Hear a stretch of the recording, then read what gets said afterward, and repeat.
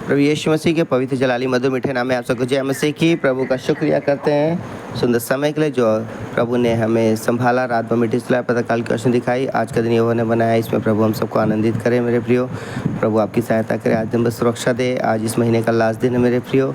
आज दिन भर प्रभु आपकी अगुवाई करे, आपके कामों को सफल करे, आपकी सहायता करे, जरूरतें पूरी करे और आने वाला महीना आपके लिए आनंदित और आशीष बनने पाए यीशु के नाम से मेरे प्रियो। आज लूका 17 अध्याय यहाँ पे लिखा ठोकर का कारण बनना। फिर उसने अपने चेलों से कहा, हो नहीं सकता कि ठोकरें ना लगे, परंतु हाय उस मनुष्य पर जिसके कारण वे आती हैं। जो इन छोटों में से किसी एक को ठोकर खिलाता है, उसके लिए ये भला होता कि चक्की का पाट उसके गले में लटकाया जाता और वो समुद्र में डाल दिया जाता। सचेत रहो, यदि तेरा भाई अपराध करे तो उसे समझा, और यदि पछताए तो उसे क्षमा कर। यदि दिन भर में वो 7 बार तेरा अपराध करे और 7 बार तेरे पास फिर आकर कहे मैं पछताता हूँ, तो उसे क्षमा कर। विश्वास। तो प्रेरितों ने प्रभु से कहा, हमारा विश्वास बढ़ा। प्रभु ने कहा, यदि तुमको राई के दाने के बराबर विश्वास होता तो तुम इस शहतूत के पेड़ से कहते कि जड़ से उखड़कर समुद्र में लग जा, तो वो तुम्हारी मान लेता। एक दास का कर्तव्य।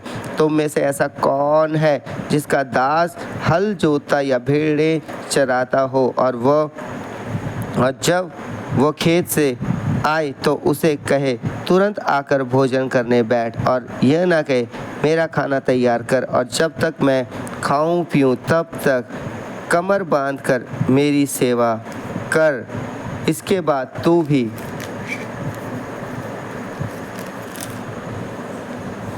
खा पी लेना। क्या वो उस दास का एहसान मानेगा कि उसने वह काम किए जिसकी आज्ञा दी गई थी? इसी रीति से तुम भी जब उन सब कामों को कर चुको जिसकी आज्ञा तुम्हें दी गई थी, तो कहो हम निकम्मे दास हैं, जो हमें करना चाहिए था हमने केवल वही किया है। कोढ़ के 10 रोगियों को चंगा करना। ऐसा हुआ कि वह यरूशलेम से जाते हुए सामरिया और गलील के बीच से होकर जा रहा था। किसी गांव में प्रवेश करते समय उसे 10 कोढ़ी मिले। उन्होंने दूर खड़े होकर ऊंचे शब्द से कहा, हे यीशु, हे स्वामी, हम पर दया कर। उसने उन्हें देखकर कहा, जाओ और अपने आप को याजकों को दिखाओ, और जाते ही जाते वे शुद्ध हो गए। तब उनमें से एक यह देखकर कि मैं चंगा हो गया हूँ, ऊंचे शब्द से परमेश्वर की बड़ाई करता हुआ लौटा और यीशु के पांवों पर मुंह के बल गिरकर उसका धन्यवाद करने लगा, और वो सामरी था। इस पर यीशु ने कहा, क्या 10 शुद्ध ना हुए? तो फिर वह 9 कहाँ है? क्या इस परदेशी को छोड़ कोई और ना निकला जो परमेश्वर की बड़ाई करता? तब उसने उससे कहा, उठकर चला जा, तेरे विश्वास ने तुझे चंगा किया है। परमेश्वर के राज्य का आगमन। जब फरीसियों ने उससे पूछा कि परमेश्वर का राज्य कब आएगा, तो उसने उनको उत्तर दिया, परमेश्वर का राज्य दृश्य रूप में नहीं आता, और लोग ये ना कहेंगे देखो यहाँ है या वहाँ है, क्योंकि देखो परमेश्वर का राज्य तुम्हारे बीच में है। फिर उसने चेलों से कहा, वह दिन आएंगे जिनमें तुम परमेश्वर के पुत्र के दिनों में से एक दिन को देखना चाहोगे और नहीं देखने पाओगे।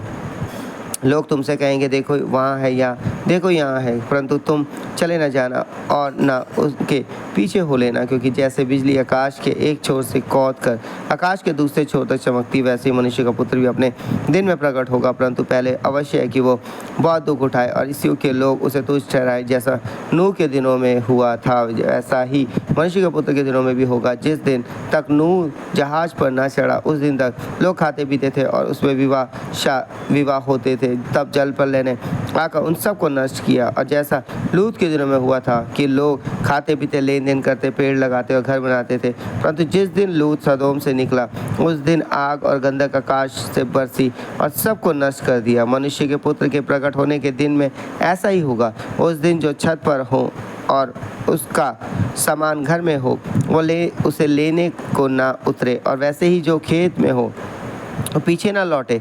लूत की पत्नी को स्मरण करो, जो कोई अपना प्राण बचाना चाहे वो उसे खोएगा, और जो कोई उसे खोए वो जीवित रखेगा। मैं तुमसे कहता हूँ, उस रात 2 मनुष्य एक खाट पर होंगे, एक ले लिया जाएगा और दूसरा छोड़ दिया जाएगा।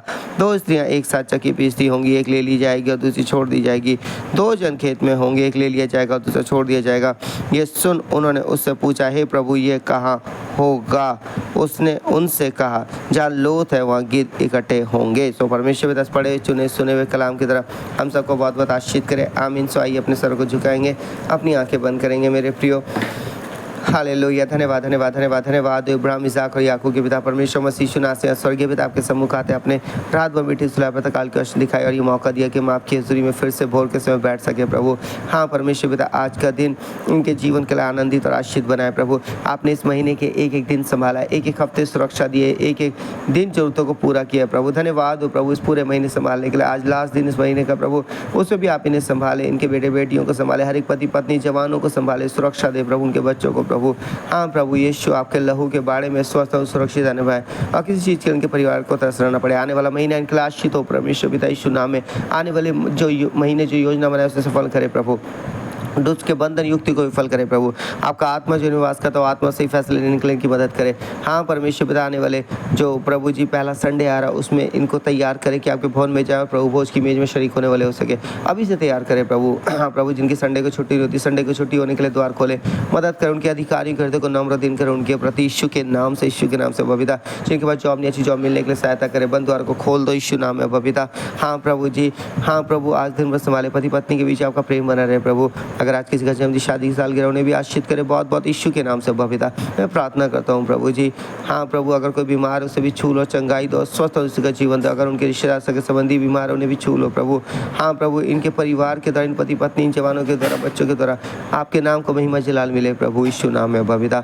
आज दिन ब दिन संभालो, हर एक खतरे से बचाओ, गर्मी के प्रकोप से बचाओ, सुरक्षा दो प्रभु। और ये आपके जीवित गवाह बनने पाए प्रभु, जिनके ऊपर कर्जा कर्जमुक्त जीवन दे प्रभु, जो काम पे आते आते सुरक्षा दे प्रभु जी यीशु नाम में प्रभु। और आपका आत्मा जो निवास का तो आत्मा इनकी अगुवाई करे प्रभु, सही फैसले लेने के लिए, अभिविचार पाप से बचाए, पवित्रता का जीवन दे प्रभु। आपके स्वीकृत धन्यवाद और प्रार्थना सुनने के लिए धन्यवाद। ये प्रार्थना यीशु के नाम से मांगते हैं, आमीन आमीन। सबको जय मसीह की प्रभु आशीष दे आप सबको।